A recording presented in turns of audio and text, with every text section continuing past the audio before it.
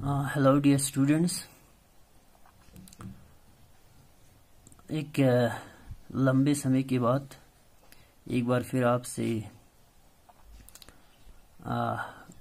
इस वीडियो के ज़रिए राब्ते में आ रहा हूँ।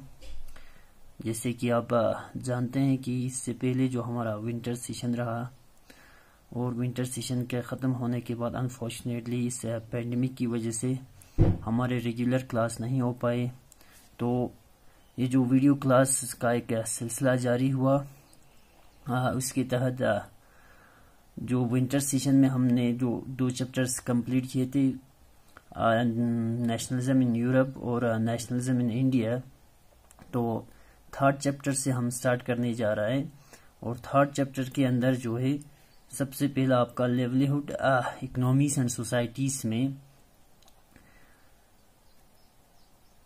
आपका जो चैप्टर हम पढ़ने जा रहे हैं, स्टार्ट करने जा रहा है, वो है the making of a global world, the making of a global world, the pre modern world.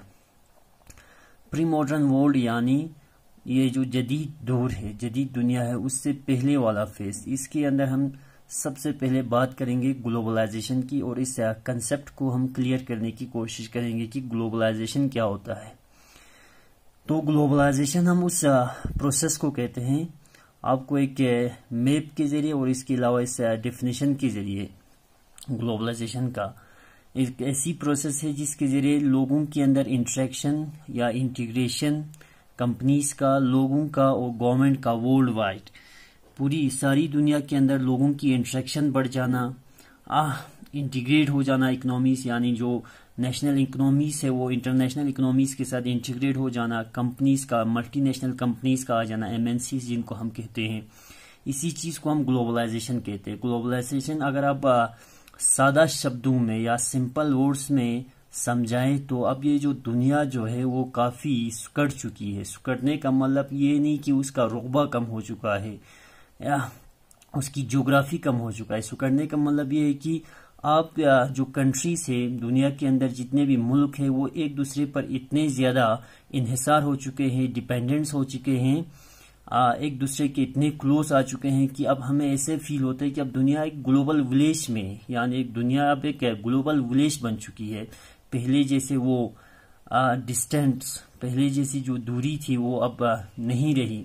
अब हम दुनिया के किसी, हमने साइंस और टेक्नोलॉजी में, यानी साइंस और टेक्नोलॉजी के मैदान में इतनी तरक्की किया है कि दुनिया के किसी भी कोने में बैठकर, दुनिया के किसी भी कोने में बैठकर आप अपने दोस्त से, यानी 7 समंदर पार आप इंटरेक्ट कर पाते हैं। ठीक वैसे ही दुनिया के किसी कोने में कोई हादसा हो जाते हैं, कोई वाक़या पेश आ जाते हैं, उस वाक़े के बारे में आपको फट से पता चल जाता है, सेकंड्स के अंदर अब आपको पता चल जाता है। ये भी अब एक ग्लोबलाइजेशन का या दुनिया का एक ग्लोबल विलेज बनने का एक मिसाल है। ग्लोबलाइजेशन इसी प्रोसेस को हम कहेंगे, लेकिन ग्लोबलाइजेशन का ज्यादातर इस्तेमाल जो है वो इकोनॉमिक स्फीयर में किया गया है। बाकी जो स्फीयर्स होते हैं ग्लोबलाइजेशन को आम सीधे शब्दों में मैंने समझा दिया कि एक ग्लोबल विलेज बन जाना, सिकुड़ जाना,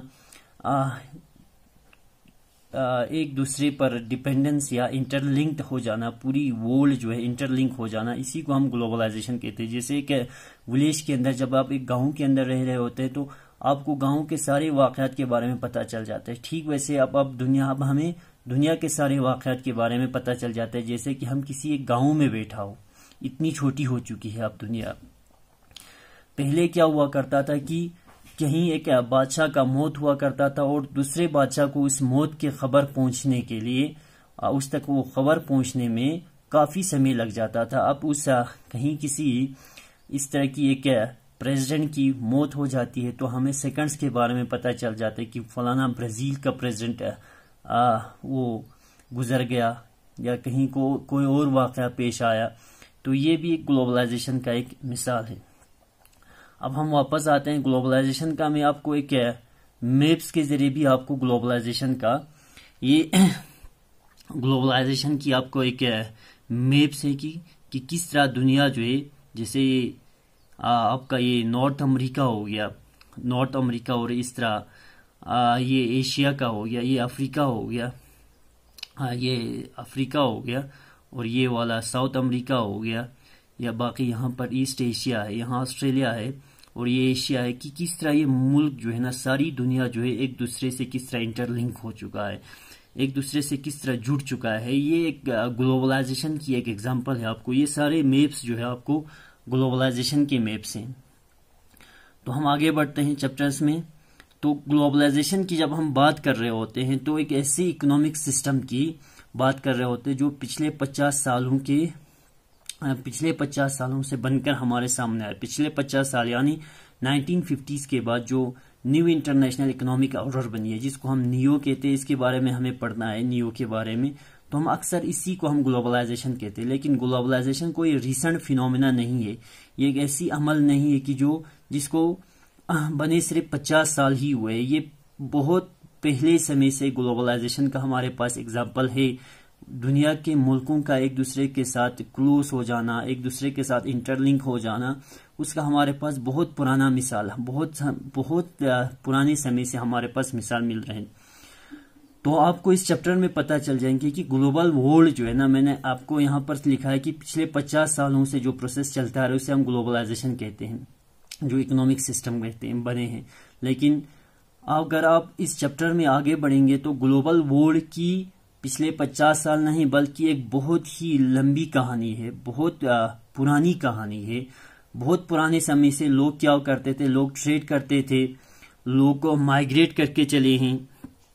लोग अपने देश को छोड़कर कहीं और चले गए हैं। माइग्रेशन का जो रीजंस थे, या तो वो काम की तलाश में गए हैं, या इसके अलावा ये मूवमेंट ऑफ कैपिटल्स हुए। मूवमेंट ऑफ कैपिटल मतलब कहीं और आपने इन्वेस्ट किया है, कहीं किसी और देश में जाकर आपने तिजारत की लिहाज से, तिजारत की वजह से।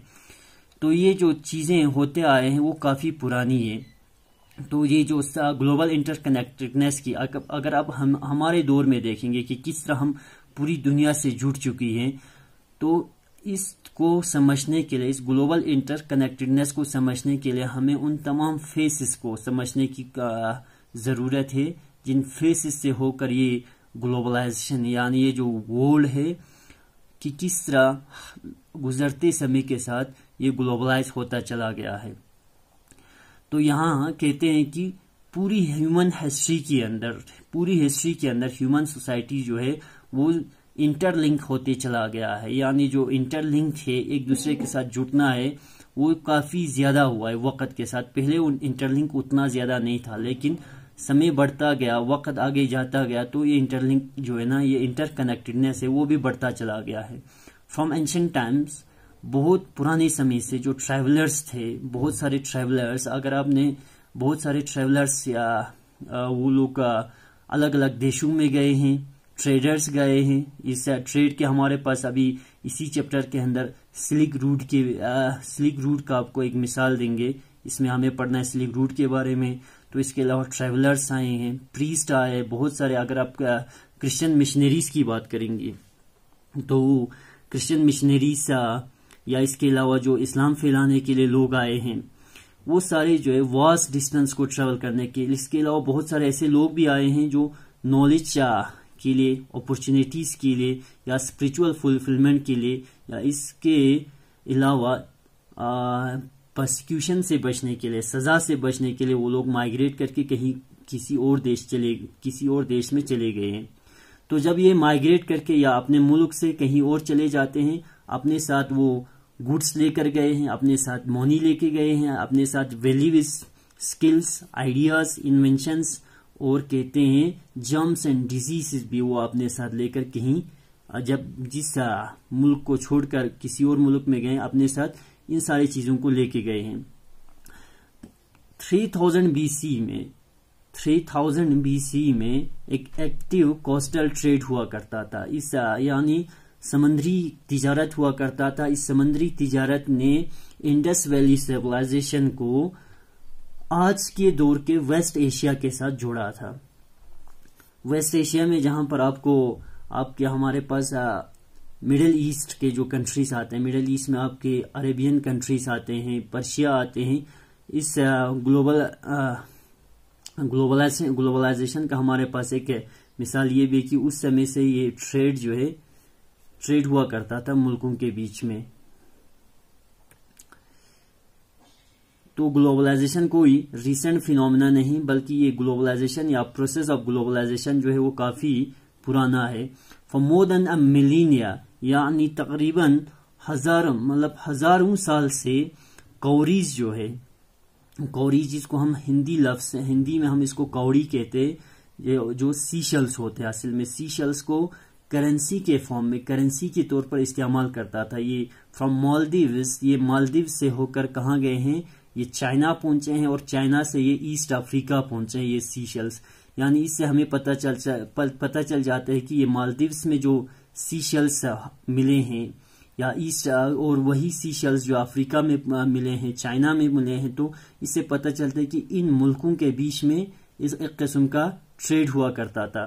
The long distance spread of disease carrying germs, तो इसके अलावा हमारे पास ऐसे बहुत सारे डिजीज कैरिंग जर्म्स हैं, उन्होंने भी लंबे मसाफात तय करके दूसरे देशों में पहुंचे। तो इसकी भी अगर हम कहानी देखेंगे, इसकी भी आगे अभी हम कि कब से ये डिजीज कैरिंग जर्म्स आए हैं, तो वो 7th सेंचुरी तक हम इसको ट्रेस कर पाते हैं। तो ये बाय द 13th सेंचुरी में तो ये बहुत ज्यादा हो जाते हैं, ये डिजीज कैरिंग जर्म्स की अगर हम हिस्ट्री देखेंगे तो।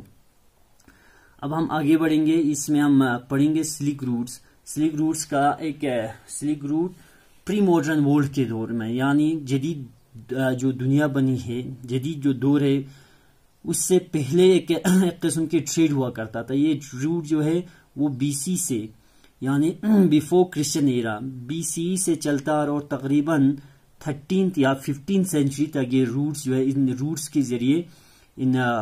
के जरिए ट्रेड हुआ करता था। स्लिक रूट्स असल में इस ऐसे बहुत सारे नेटवर्क ऑफ रूट्स को कहते हैं। वो ऐसे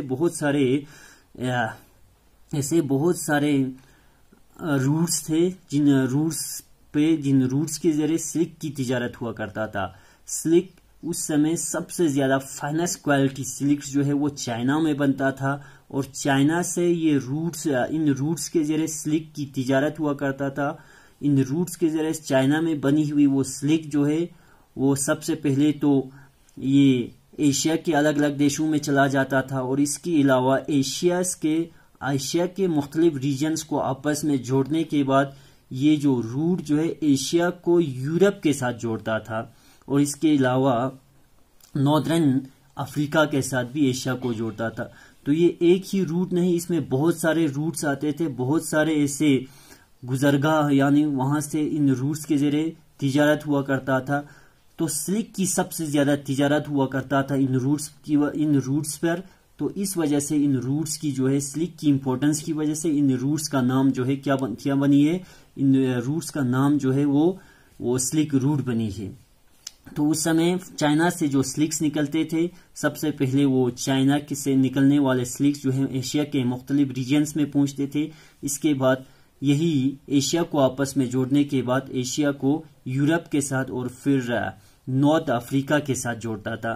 तो यही स्लिक रूट्स है, और हिस्टोरियंस ने हमें बहुत सारे ऐसे स्लिक रूट्स को अभी आइडेंटिफाई किया है। बहुत सारे ऐसे रूट्स की पहचान हुई है, हिस्टोरियंस ने पहचान की है, जिनकी जो रूट्स जो है वो सिर्फ जमीन पर ही नहीं बल्कि बाय सी, यानी ऐसे कोस्टल ट्रेड भी होता था। इन रूट्स को भी स्लिक रूट्स कहते हैं। तो ये क्रिश्चियन एरा से पहले ये क्रिश्चियन एरा के दौर में ये रूट्स थे, और तकरीबन 15th सेंचुरी तक चली है। और इन्हीं रूट्स के जरिए न सिर्फ सिल्क बल्कि चाइना से पोट्री जो होते हैं वो मिट्टी के जो आपके पास मटके होते, बर्तन जो होते, वो भी चाइना से बनकर इन्हीं रूट से होता था। और इन्हीं रूट से इंडिया से स्पाइसेस और साउथ ईस्ट एशिया से भी स्पाइसेस और टेक्सटाइल्स गए हैं। तो यहाँ से चाइना से और बाकी एशिया के इलाकों से जो स्लिक और बाकी टेक्सटाइल्स और स्पाइसेस गए हैं, तो इसके बदले में वेस्ट से, यूरोप से और अफ्रीका से क्या आए हैं, गोल्ड और सिल्वर जो है वो यूरोप से एशिया आए हैं। तो जहां पर ट्रेड हुआ है वहां पर कल्चरल एक्सचेंज भी हुआ है। कल्चरल एक्सचेंज किस तरह हुआ है, देखो कल्चरल एक्सचेंज की हमारे पास मिसाल मिलती है कि फॉर एग्जांपल यहाँ से कोई ट्रेडर जो है, कोई चाइनीज ट्रेडर, अगर आप इंडिया जाएंगे, इंडिया के अंदर कई दिन वो रहेंगे, किसी 1-2 महीने रहेंगे, तो उस चाइना वाला अपने साथ कुछ वैल्यूज लेकर आते हैं, कुछ उसके जो उठने बैठने का स्टाइल जो होते हैं, उसके जो कल्चरल जो इन्फ्लुएंस होते हैं, वो इंडिया के अंदर आकर उन इंडियंस पे पड़ते। और ठीक वैसे यहाँ से जो कोई इंडियन कहीं और जाकर बैठेंगे तो इंडियन कल्चर का यानी उन पर असर पड़ेंगे। तो इस तरह जहाँ ट्रेड हुआ है वहां पर कल्चरल एक्सचेंज भी हुआ है। कहते हैं अर्ली क्रिश्चियन मिशनरीज, यानी पुराने जमाने में जो क्रिश्चियन मिशनरीज आए यहाँ पर ईसाइयत की तालीमात फैलाने के लिए जो लोग आए, वो यकीनन इन्हीं सिल्क रूट्स के जरिए वो एशिया पहुंचे हैं। और इन्हीं सिल्क रूट्स के जरिए जो मुस्लिम प्रीचर्स है वो भी इन्हीं सिल्क रूट से एशिया के अलग अलग देशों में चले गए हैं। और इन तमाम यानी क्रिश्चियन मिशनरीज से आने से पहले और इसके अलावा मुस्लिम प्रीचर्स के पहुंचने से पहले बुद्धिज्म यहाँ से इमर्ज हुआ ईस्टर्न इंडिया से, और तकरीबन तमाम डायरेक्शंस में फैले हैं बुद्धिज्म। सिल्क रूट्स के अलग अलग इंटरसेक्टिंग पॉइंट्स थे सिल्क रूट। अगर आप यहाँ पर अब सिल्क रूट की हम अगर मिसाल देंगे, सिल्क रूट यहाँ पर देखो, सबसे पहले ये तकरीबन 2nd सेंचुरी BCE से चलिए। Silk route was a historic trade route that dated from the 2nd century BC, यानी क्रिश्चियन एराज के 2nd सेंचुरी में अंटिल द 14th सेंचुरी, और तकरीबन 14th सेंचुरी AD तक ये सिल्क रूट्स एग्जिस्ट करते थे। एशिया से टू द मेडिटेरियन सी तक, traversing China, India, Persia, Arabia, Greece and Italy. It was dubbed the silk route. इसको सिल्क रूट इसलिए नाम दिया गया है क्योंकि यहाँ पर सबसे ज्यादा हैवी सिल्क ट्रेडिंग हुआ करता था। सबसे ज्यादा इन रूट्स पर जो तिजारत होता था वो सिल्क की हुआ करता था। और उस समय सिल्क रूट, हमने इसके बाद हमने पढ़े कि सिल्क रूट्स के इन्हीं सिल्क रूट से चाइनीज पोट्री भी जाता था, इंडिया से स्पाइसेस भी जाता था, और इंडिया से टेक्सटाइल्स भी जाता था। इंडियन टेक्सटाइल्स में खास तौर पर कॉटन जो है, इंडियन कॉटन जो है क्वालिटी के लिए, फाइनेस्ट क्वालिटी कॉटन जो है वो सबसे ज्यादा जो है इंडिया में प्रोड्यूस होता था। और इंडिया उस समय अपने टेक्सटाइल्स के लिए काफी मशहूर था। तो सिल्क रूट हमारे पास एक मिसाल है ग्लोबलाइजेशन का।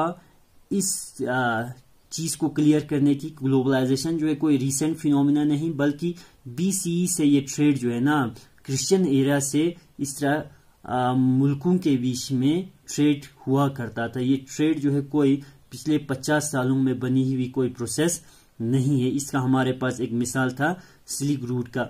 और आगे जाकर एक और हम फूड के एग्जांपल्स देंगे, फूड्स के जरिए हम मिसाल देंगे कि food travel, spaghetti and potato. तो इंशाल्लाह इससे आगे हम नेक्स्ट वीडियो में कंटिन्यू करने की कोशिश करेंगे। अल्लाह हाफिज।